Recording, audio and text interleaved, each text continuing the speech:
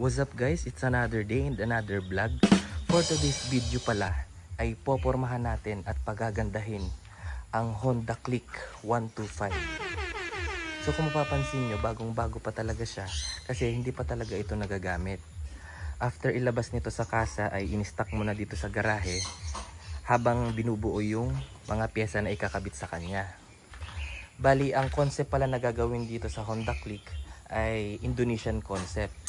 Kasi ang Indonesian concept ay malalaki yung gulong at maganda siya for daily use. Kaya yun yung naisip na concept para dito. So ipapakita ko sa inyo guys yung mga pyesa na nandito na at pwede nang ipakabit. Medyo matagal-tagal din siyang na-stock kasi binuo muna to. Kinumpleto muna yung mga pyesa. So ito na yung lahat. Siguro hindi pa to kompleto, pero maganda kasi ay maipakabit na ito, isahang bagsakan na lang. So ito yung mga parts. May BRD. Medyo iba-iba yung mga pyesa pero majority ng pyesa ay puro RCB. Kagaya nitong rear suspension, itong mga brake master, caliper, itong grips, itong brake hose. At kinumpleto na rin pala ang mga CNC bolts na kailangan. May mga washer tayo, mga bracket para sa click, lahat ng pang click, tsaka itong swing arm CNC. Bali, ang napili palang kulay ay silver para malinis lang at maganda lang tingnan. Meron din tayong titanium na radiator guard, tsaka ito sa airbox ito eh. So simulan na siguro natin ipakabit at mag-a-update ako sa inyo pag naikabit na lahat ng ikakabit. So guys, ano kayang kalalabasan nitong Click 125 Indonesian concept? Bali, may gulong na rin pala, papalitan na lang yung stock ng FDR na mas malapad konti sa stock para mas macho siyang tingnan. So guys, without further ado, kahit medyo maulan-ulan, simulan na nating ipakabit. A few minutes later. So guys, update lang, nandito na pala tayo sa shop at saktong-sakto dahil pabukas na daw sila.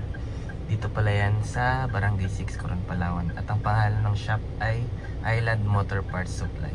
Kasi may nakapagsabi sa atin na maayos daw at malinis gumawa yung mekaniko dito. So ilapag lang natin ito at simulan na yung pagpakabit. 2,000 years later. So guys, finally naipakabit na rin natin yung mga pyesa na dapat nating ipakabit dito sa Click 125 na version 3. So inabot tayo ng ilang linggo kasi hinintay natin yung ibang mga pyesa para isahang kabitan na lang. So ngayon, isa-isahin natin yung mga pyesa na naipakabit dito para sa mga gusto rin mag-build ng Indo concept ay may guide kayo. So unahin natin dito sa taas. At ang braking system natin ay RCB. Siyempre sa baba ay RCB caliper din. With VND shocks. Nagkabit din tayo ng bracket na Kitako.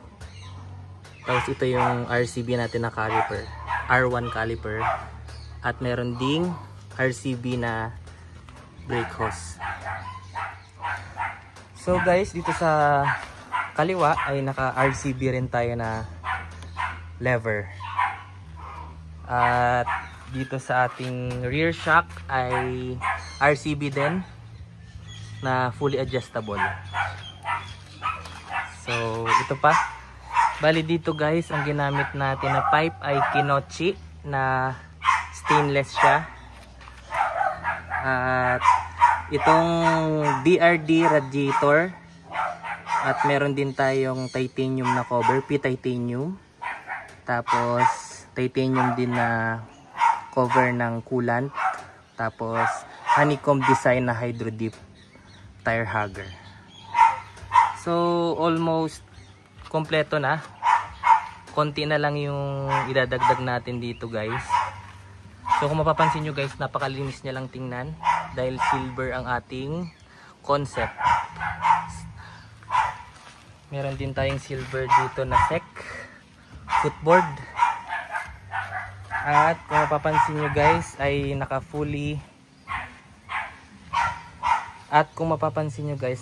CNC bolts na rin tayo. Siguro mga 95% na tayong naka CNC. Naka CNC na rin tayo na axle. At ang brand ng front shock natin ay VND na adjustable din. So yan. Pati na rin pala ang ating center stand at saka side stand ay CNC na rin at ang brand yan ay Salaya. So yun guys. At ito na rin pala ang Indo seat. Grabe guys. Akala nyo ganyan-ganyan lang ang forma niya. All in all, hindi pa kasama labor, pyesa lang. Ang nagastos dito guys ay 85,000 more or less. Hindi pa kumpleto. So sa nagbabalak guys na ng ganitong setup, yun yung estimated na expenses. So bago tayo magtapos, kapirasong montage muna tayo.